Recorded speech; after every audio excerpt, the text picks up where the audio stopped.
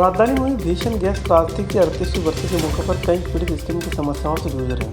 ऐसे में रासायनिक खाद के बदले 100 से अधिक औषधि पौधे तैयार किए गए जिनसे बनाए जा रहे तेल से पीड़ितों को त्वचा रोग से राहत मिली। उधर भोपाल के शामला हिल्स थाना क्षेत्र में आत्महत्या करने वाली विवाहिता के परिजनों द्वारा लगाए गए आरोप के बाद जब जाँच की गई तो पति और ननद पर मामला दर्ज किया गया। परिजनों का आरोप है कि बीते 10 साल से विवाहिता को परेशान किया जा रहा है, जिससे आहत होकर उसने कदम उठाया। इसके अलावा प्रदेश के 38,000 कोटवार ने अपनी सैलरी बढ़ाए जाने की मांग को लेकर नीलम पार्क में धरना दिया। कोटवार की मांग है कि उनका वेतन बढ़ाया जाए, साथ ही उन्हें चतुर्श्रेणी कर्मचारी माना जाए।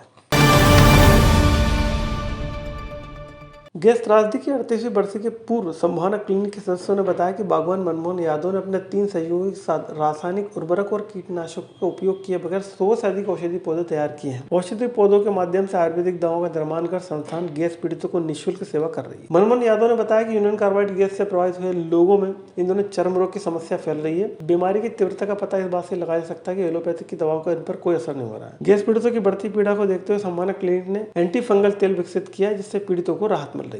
संभावना बगीचे में 100 से ज़्यादा औषधि पौधे उगाए जाते हैं और जिसमें फसल उत्पादन बढ़ाने के लिए वनज जीवाणु घोल बनाया गया है, जो जंगल की मिट्टी से हम उसको तैयार किया गया है, जिसमें फसल उत्पादन में 60% हमने वृद्धि की गई है।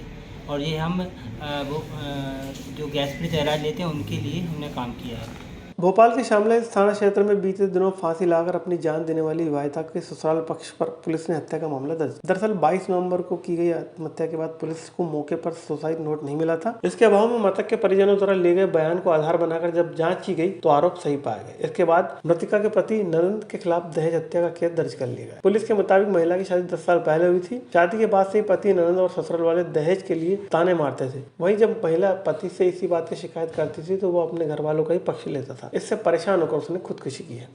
ये घटना 5/9/2022 की है। ये लेडी हैं शबाना बेग। इन्हें फांसी लगा के आत्महत्या कर ली थी। इनके परिजनों ने इस संबंध में शिकायत की थी। इनका पति है जो वाहिद बेग और नंद चंदा, वो इन्हें प्रताड़ित करते थे। इस प्रताड़ना के कारण उन्होंने आत्महत्या की है।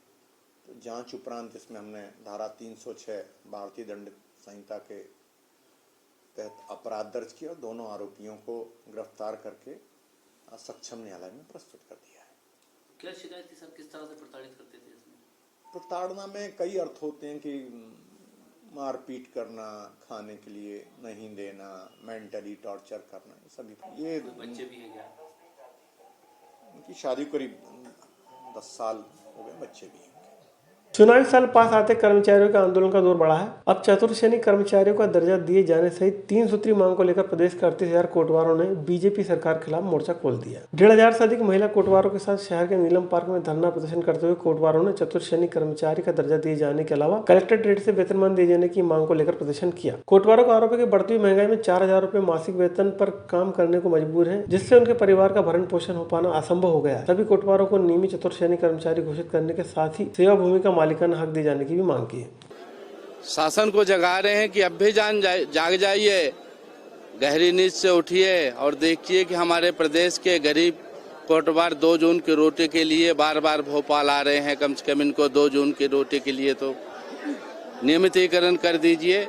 सैकड़ों वर्ष से ग्राम कोटवारी का कार्य कर रहे हैं, बधुआ मजदूरी के समान हम लोग कर रहे हैं कार्य 4,000 रुपये में। मैं माननीय मुख्यमंत्री जी से यही निवेदन करने आया हूँ और धरना प्रदर्शन दे रहा हूँ कि हम लोगों को नियमितीकरण किया जाए।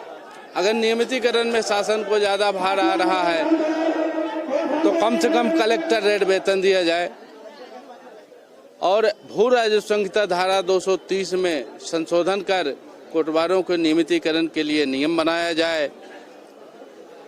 कुछ कोटवारों को हमारे शासन द्वारा सेवा भूमि दी गई है, सैकड़ों वर्ष से उस भूमि में काबिज हैं, तो उस भूमि का मालिकाना हक दिया जाए। यही मांगों को लेकर हम चलते हैं।